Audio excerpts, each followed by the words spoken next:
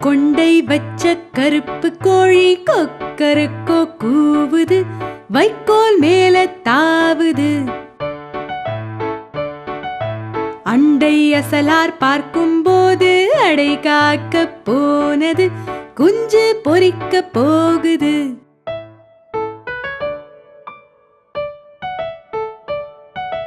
கொண்டை வச்ச கருப்பு கோழி கொக்கரக்கோ கூவுது, வைக்கோல் மேல தாவுது.